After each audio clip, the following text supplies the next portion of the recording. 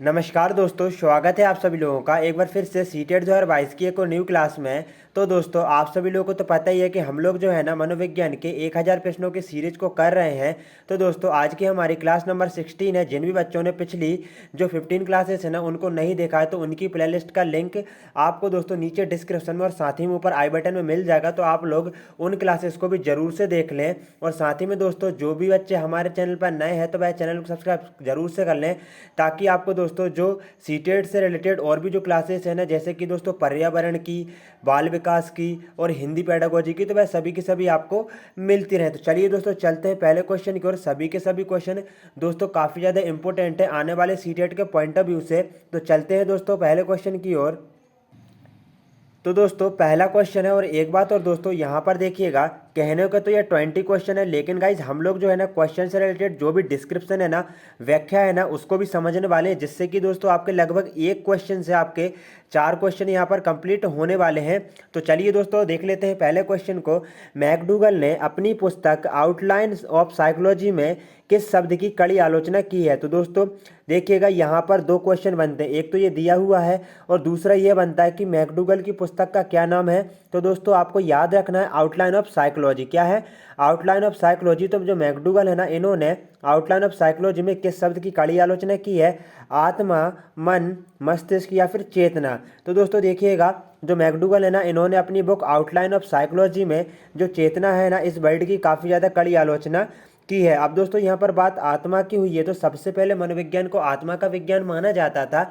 उसके बाद दोस्तों मन का विज्ञान माना गया और उसके बाद में चेतना को। और अब दोस्तों वर्तमान समय में जो मनोविज्ञान है ना, उसको व्यवहार का विज्ञान माना जाता है। चलते हैं नेक्स्ट क्वेश्चन की ओर। यहाँ पर नेक्स्ट क्वेश्चन है, बाल मनोविज्ञान के अनुसार शिक्षा के क्षेत्र में मुख्य स्थान है। तो दोस्तों हम बात करें बाल मनोविज्ञान के अनुसार, तो जो शिक्षा है उस क्षेत्र में किसका स्थान सर्वोत्तम माना जाता है वर्तमान समय में? दोस्तों यहाँ पर बताइएगा, बालक का, प्रशासक का, अध्यापक का या फिर अभिभावक का? तो दोस्तों देखिएगा, अभिभावक का तो बिल्कुल भी नहीं, ना ही अध्यापक का और ना ही प्रशासक का, बल्कि यहाँ पर वर्तमान समय में बाल मनोविज्ञान कहती है कि दोस्तों जो शिक्षा है ना, बालक की रुचि के अनुसार, उसके स्तर के अनुसार उसको दी जानी चाहिए। और यहाँ पर दोस्तों शिक्षा में जो मुख्य स्थान है ना, बालक का ही माना गया है। ऐसा नहीं है कि दोस्तों जो 5वीं क्लास का बच्चा है उसको आप 10th क्लास के जो मतलब जो भी चैप्टर वगैरह है, बुक्स वगैरह ना, उनके माध्यम से पढ़ा रहे हैं, 10th क्लास के लेवल का आप उनको बता रहे हैं। तो ऐसा नहीं है, उनके स्तर के अनुसार, उनकी रुचि के अनुसार उनको पढ़ाना चाहिए। तो यहाँ पर इसका right answer option number A हो जाएगा। नेक्स्ट क्वेश्चन को देखेंगे, मनोविज्ञान का जन्म किसके समय दर्शन शास्त्र के अंग के रूप में हुआ था? तो दोस्तों यहाँ पर बताइएगा, जो मनोविज्ञान है इसका जन्म किसके समय दर्शन शास्त्र के अंग के रूप में हुआ था? तो यहाँ पर एक ध्यान देने वाली बात है कि दोस्तों देखिएगा, जो मनोविज्ञान है ना, यह पूर्व में दर्शन शास्त्र का अंग था। किसका अंग था? दर्शन शास्त्र का अंग था। आपको याद रखना है, क्वेश्चन इस प्रकार से बन सकता है कि भाई जो मनोविज्ञान है वह मतलब कि पूर्व में किसका अंग था? तो वह दर्शन शास्त्र का अंग था। तो यहाँ पर देख सकते हैं हम, मनोविज्ञान का जन्म किसके समय दर्शन शास्त्र के अंग के रूप में हुआ था? बताइएगा, प्लेटो, अरस्तु, बर्कली या फिर वॉटसन? तो इसका राइट आंसर क्या हो जाएगा? इसका राइट आंसर हो जाएगा अरस्तु। तो दोस्तों जो मनोविज्ञान है ना, इसका जन्म दर्शन शास्त्र के अंग के रूप में दोस्तों जो मतलब अरस्तु है ना, इनके समय में हुआ था। और यहाँ पर दोस्तों जो मनोविज्ञान है, सबसे पहले इसको आत्मा का विज्ञान कहा गया। और ये सबसे पहले किसने कहा? तो है अरस्तु और प्लेटो जी ने कहा था। आगे देखेंगे दोस्तों नेक्स्ट क्वेश्चन को, 20वीं शताब्दी में मनोविज्ञान को माने जाने लगा। तो दोस्तों बताइएगा, यहाँ पर जो 20वीं शताब्दी है उसमें मनोविज्ञान को क्या माने जाने लगा? आत्मा का विज्ञान, क्या व्यवहार का विज्ञान, मन का विज्ञान या फिर चेतना का विज्ञान? तो यहाँ पर दोस्तों हम बात करें 20वीं शताब्दी की, तो जो 20वीं शताब्दी है ना, इसमें जो मनोविज्ञान है ना, उसको व्यवहार का विज्ञान माना गया। किसका विज्ञान माना गया? व्यवहार का विज्ञान माना गया। और हम बात करें तो दोस्तों कई मनोवैज्ञानिक ऐसे हैं जो कि दोस्तों मनोविज्ञान को वर्तमान समय में 20वीं शताब्दी जो थी ना दोस्तों, उसमें व्यवहार का विज्ञान के रूप में स्वीकार किया। जैसे कि दोस्तों हम बात करें व्यवहारवाद के जनक की बात करें तो वाटसन जी को कहा जाता है। और इनके साथ साथ दोस्तों स्किनर वगैरह और जो बटवर्थ वगैरह है ना, थॉर्नडाइक वगैरह, ये सभी के सभी दोस्तों मनोविज्ञान को व्यवहार के विज्ञान के रूप में स्वीकार करते हैं। सबसे पहले मनोविज्ञान को आत्मा के विज्ञान के रूप में माना गया, उसके बाद मन के विज्ञान के रूप में और उसके बाद दोस्तों चेतना के विज्ञान के रूप में। लेकिन दोस्तों इन तीनों ही परिभाषाओं का खंडन कर दिया गया किसी न किसी कारण से। और दोस्तों अब वर्तमान समय में मनोविज्ञान को व्यवहार का विज्ञान माना जाते हैं। चलते हैं दोस्तों नेक्स्ट क्वेश्चन की ओर। क्लास कैसी लग रही है गाइस, जो स्लाइड्स जो है ना वह कैसी हैं जरूर से बताएं, क्योंकि दोस्तों आपके एक लाइक और एक जो सब्सक्राइबर है ना दोस्तों, उससे हमें ज़्यादा से ज़्यादा मोटिवेशन मिलता है और हम आपके लिए दोस्तों अच्छी से अच्छी क्लास जो ज़्यादा से ज़्यादा जो क्वेश्चन है ना जो कि इंपॉर्टेंट है एग्जाम के पॉइंट ऑफ व्यू से हम लेकर आने की मतलब की पूरी कोशिश करते हैं। यहाँ पर दोस्तों नेक्स्ट क्वेश्चन है, सर्वप्रथम मनोविज्ञान को किस विषय के अध्ययनकर्ता के रूप में स्वीकार किया गया? तो दोस्तों मैं आपको पहले ही बता चुका हूँ, सर्वप्रथम जो मनोविज्ञान है ना उसको आत्मा के विज्ञान के रूप में स्वीकार किया गया, उसके बाद में मन के विज्ञान के रूप में, उसके बाद चेतना और उसके बाद में व्यवहार के रूप में यहाँ पर स्वीकार किया जाता है, क्योंकि दोस्तों इन तीनों ही परिभाषाओं का खंडन कर दिया गया था किसी न किसी कारण से। नेक्स्ट क्वेश्चन है, निम्नलिखित में से कौन अधिगमकर्ता को अधिक स्वतंत्रता देता है? मोस्ट इंपोर्टेंट क्वेश्चन है दोस्तों यहाँ से, ठीक है ना। मैं आपको और भी क्वेश्चन बताने वाला हूँ, इसीलिए आप वीडियो को बिल्कुल भी स्किप ना कीजिएगा, यहाँ पर ध्यान दीजिएगा और नोटबुक उठाइएगा और नोट करते जाइएगा कि निम्नलिखित में से कौन अधिगमकर्ता का मतलब दोस्तों ये सीखने वाला रहता है, जैसे कि छात्र उसको अधिक स्वतंत्रता देता है। क्या दोस्तों, संरचनावाद, क्रियाशीलतावाद या फिर व्यवहारवाद या फिर सृजनशीलतावाद?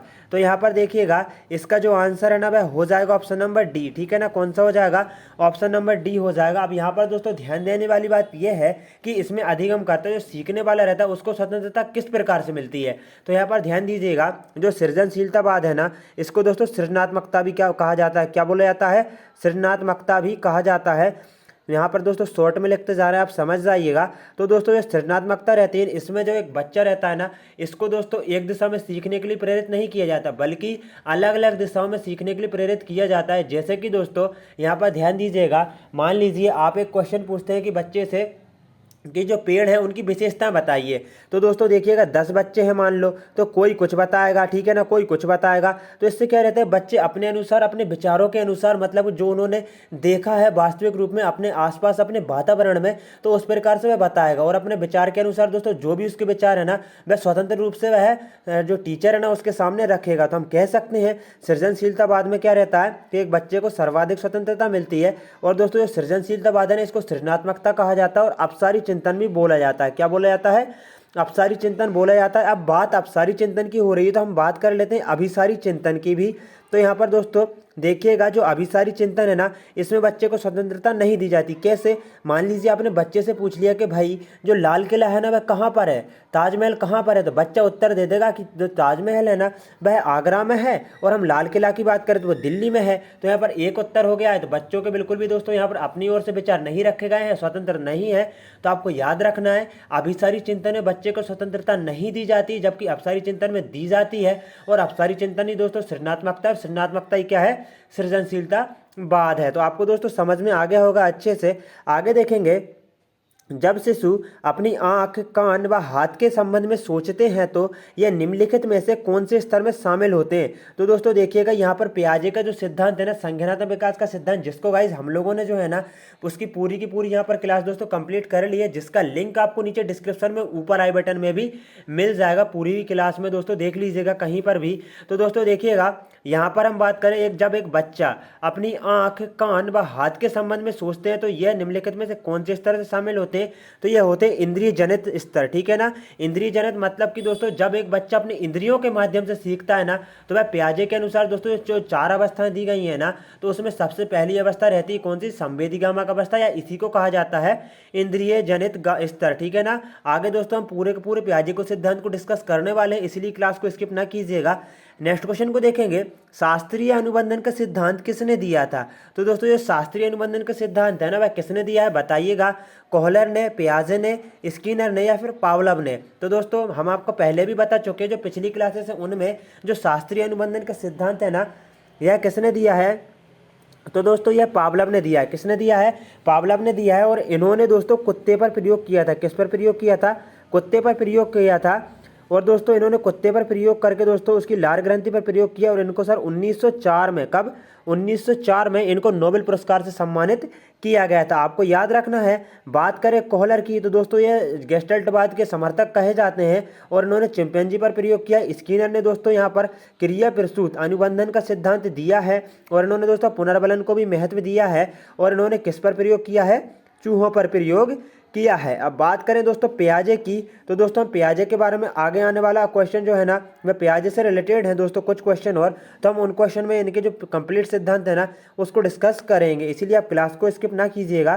तो दोस्तों देखिएगा जो बुक्स रहती है ना उनसे रिलेटेड क्वेश्चन भी काफ़ी ज़्यादा पूछ लिए जाते हैं। तो यहाँ पर एक बुक है द रिपब्लिक, पुस्तक किसने लिखी, मोस्ट इंपोर्टेंट क्वेश्चन है, बताइएगा पावलोव ने, कोहलर ने, अरस्तू ने या फिर प्लेटो ने। तो दोस्तों जो द रिपब्लिक जो पुस्तक है ना यह प्लेटो की पुस्तक है। किसकी पुस्तक है दोस्तों, प्लेटो की है। याद रखना यहाँ पर प्लेटो वही है दोस्तों और अरस्तू भी वही है जिन्होंने जो मनोविज्ञान है ना उसको सर्वप्रथम आत्मा के विज्ञान के रूप में स्वीकार किया था। अब दोस्तों बात अरस्तू की हुई है तो हम थोड़ी से दोस्तों जो अरस्तू के और भी जो क्वेश्चन है ना, जैसे कि दोस्तों हम बात करें आगमन विधि के जनक किसे कहा जाता है और निगमन विधि के जनक किसे कहा जाता है। दोस्तों यहाँ पर आगमन और जो निगमन विधि है ना वह अरस्तु जी ने ही दी। अब बात आगमन विधि की हुई है तो भाई आगमन विधि जो है ना वह उदाहरण से नियम की ओर चलती है, और यदि हम बात करें निगमन विधि की तो यह इसकी उल्टी है, बिल्कुल विपरीत है, नियम से उदाहरण की ओर चलती है। कहाँ चलती है दोस्तों, नियम से उदाहरण की ओर चलती है।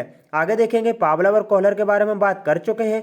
अब बात करेंगे डी एनीमा पुस्तक किसने लिखी है, कौन सी पुस्तक, डी एनीमा पावलोव ने लिखी है क्या, कोहलर ने, अरस्तू ने या फिर प्लेटो ने। तो प्लेटो की बुक का क्या नाम था, प्लेटो की बुक का नाम था दोस्तों यहाँ पर रिपब्लिक था, शॉर्ट में लिख देते हैं आप समझ जाइएगा। और डी एनीमा की बात करें तो यह अरस्तू की पुस्तक है। किसकी पुस्तक है दोस्तों, अरस्तू जी की पुस्तक है। कोहलर और पावलोव के बारे में हम पहले भी डिस्कस कर चुके हैं। नेक्स्ट क्वेश्चन है व्यवहारवाद शब्द सर्वप्रथम किसने दिया था। तो दोस्तों जो व्यवहारवाद शब्द है ना वह सर्वप्रथम किसने दिया था। अब मैं आपसे एक क्वेश्चन पूछता हूँ कि भाई जो व्यवहारवाद, ठीक है ना, जो व्यवहारवाद है इसके जनक किसे कहा जाता है। तो जो इसके जनक है ना वह कौन है दोस्तों, वाटसन जी हैं। आपको यहाँ पर दिख रहा होगा, ठीक है ना, वाटसन जी को व्यवहारवाद का जनक कहा जाता है। लेकिन हम बात करें व्यवहारवाद शब्द, ठीक है ना, क्या शब्द सर्वप्रथम किसने दिया, तो यह दिया था मैकडूगल ने। और इनकी बुक थी जिसको दोस्तों हम पहले ही क्वेश्चन पढ़ चुके हैं, आउटलाइन ऑफ साइकोलॉजी, है ना, कौन सी, आउटलाइन ऑफ साइकोलॉजी। याद रखना, शॉर्ट में लिखते जा रहे हैं हम। आगे देखेंगे नेक्स्ट क्वेश्चन को।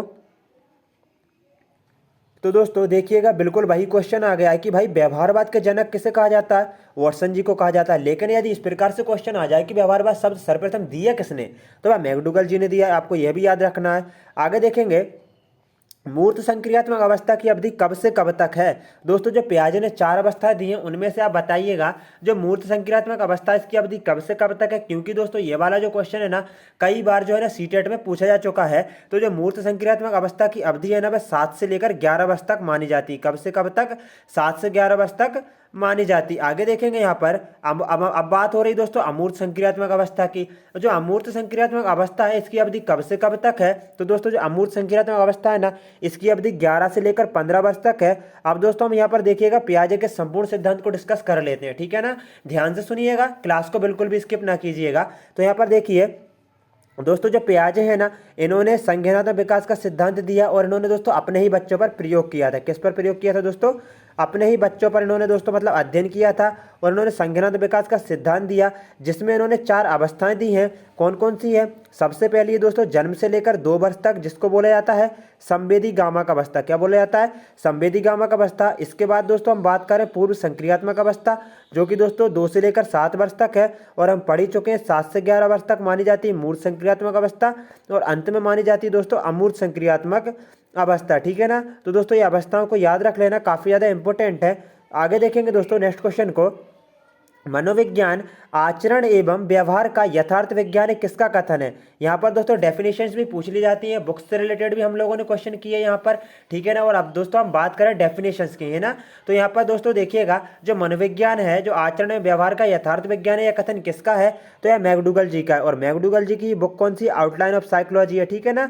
याद रखना इन्होंने दोस्तों संवेग 14 प्रकार के बताए हैं और इन्होंने दोस्तों व्यवहारवाद शब्द सर्वप्रथम दिया था। आगे देखेंगे नेक्स्ट क्वेश्चन को, ईगो लिबिडो का अर्थ क्या है। तो दोस्तों जो ईगो लिबिडो है ना इसका अर्थ क्या है, तो दोस्तों इसका अर्थ होता है आत्म प्रेम, है ना, क्या होता है, आत्म प्रेम होता है ईगो लिबिडो का अर्थ। अब बात करते हैं दोस्तों यहाँ पर बात ईगो की हुई है तो आप ध्यान दीजिएगा व्यक्तित्व के 3 भेद मतलब 3 भाग जो है ना इड ईगो और सुपर ईगो किसने बताए हैं, ये बताए हैं यहाँ पर दोस्तों सिगमंड फ्राइड ने और इन्होंने मनोविश्लेषणात्मक सिद्धांत दिया है। और दोस्तों इन्होंने मन के भी 3 भेद बताया, कौन कौन से, चेतन, अचेतन और अर्धचेतन, जिसकी तुलना इन्होंने एक दोस्तों जो बर्फ का टुकड़ा है ना उससे की है। आगे देखेंगे E.H. इरिक्सन के अनुसार मनोलैंगिक विकास की कितनी अवस्थाएं हैं। दोस्तों जो एरिक्सन है ना इन्होंने मनोसामाजिक विकास का सिद्धांत दिया और इनके अनुसार मनोलैंगिक विकास की जो अवस्थाएं हैं ना वह 8 मानी जाती हैं। कितनी मानी जाती हैं? 8 मानी जाती हैं। आज का आपका दोस्तों होमवर्क है कि इरेक्शन की दोस्तों आपको अवस्थाओं का बताना है, ठीक है ना, क्योंकि मैं आपको पहले भी जो पिछली क्लासेस है ना उनमें बता चुका हूं। आगे देखेंगे दोस्तों नेक्स्ट क्वेश्चन को, प्ले वे पुस्तक के रचयिता कौन है। यहाँ पर हमने बात की द रिपब्लिक पुस्तक की, जो किसकी है? प्लेटो की है। उसके बाद बात की डी एनिमा की, किसकी है? यहाँ पर देखें अरस्तु जी की। अब बात कर रहे हैं प्ले वे पुस्तक के रचयिता कौन है। बात दोस्तों फ्राइड की करें तो फ्राइड ने मनोविश्लेषणात्मक का सिद्धांत दिया है। और इसके बाद दोस्तों बात करें तो इन्होंने मन के 3 भेद बताए, चेतन, अचेतन, अर्धचेतन, जिसकी तुलना इन्होंने बर्फ के टुकड़े से की है। और व्यक्तित्व के भी 3 भेद बताए, इड ईगो और सुपर ईगो। और स्वप्न विश्लेषण इनकी एक पुस्तक है, याद रखना।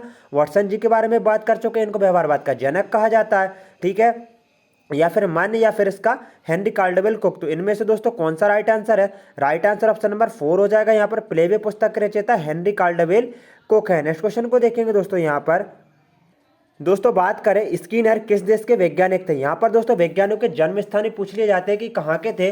तो जो स्किनर है इन्होंने चूहे पर प्रयोग करके क्रिया प्रसूत अनुबंधन का सिद्धांत दिया है और ये अमेरिका के थे। कहाँ के थे दोस्तों? स्किनर अमेरिका के वैज्ञानिक थे। आगे देखेंगे दोस्तों, नेक्स्ट क्वेश्चन को देखेंगे, निम्नलिखित में से मनोविज्ञान को मन का विज्ञान किसने कहा था।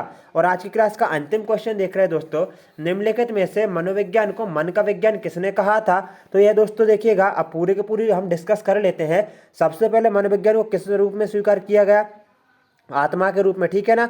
देखिए सबसे पहले जो मनोविज्ञान है ना दर्शन शास्त्र की एक शाखा थी। उसके बाद दोस्तों इसको मतलब मनोविज्ञान को दोस्तों आत्मा के रूप में स्वीकार किया गया। किसने किया? अरस्तु ने किया। और किसने किया दोस्तों? प्लेटो जी ने कहा है ना। मतलब प्लेटो जी जो थे ना इन्होंने मन को, जो मनोविज्ञान है उसको आत्मा के विज्ञान के रूप में स्वीकार किया। उसके बाद दोस्तों बात करें मन के रूप में, मतलब मन के रूप में मनोविज्ञान को स्वीकार किया गया। तो किसने किया? पेस्टोलॉजी वगैरह, ठीक है ना, पाम्पोलॉजी वगैरह। इसके बाद दोस्तों चेतना के रूप में स्वीकार किया गया। तो चेतना के रूप में लगभग दोस्तों यदि मैं गलत नहीं हूं तो सिगमंड फ्राइड वगैरह थे। और वर्तमान समय व्यवहारवाद के रूप में स्वीकार किया जाता है दोस्तों यहाँ पर किस रूप में? व्यवहारवाद के रूप में, जिसके मतलब जनक कौन है? वाटसन है, वुडवर्थ वगैरह, स्किनर, पावलव वगैरह, थॉर्नडाइक वगैरह, ये सभी व्यवहारवाद के समर्थक हैं। तो दोस्तों आज की क्लास में हम लोगों ने 20 इंपॉर्टेंट क्वेश्चन को कंप्लीट कर लिया है। कहने को तो यह 20 क्वेश्चन है, लेकिन गाइज हम लोगों ने यहाँ पर यदि पियाजे से रिलेटेड क्वेश्चन बनता है तो हमने पियाजे से रिलेटेड जितने भी क्वेश्चन बन सकते थे ना, चाहे वह 10 ही क्यों ना हो, हमने सभी को डिस्कस किया। तो आपके लगभग दोस्तों 20 क्वेश्चन के साथ साथ यहाँ पर दोस्तों लगभग 50 से 60 क्वेश्चन और हो गए हैं। तो हम लोगों ने 70 क्वेश्चन को डिस्कस कर लिया है।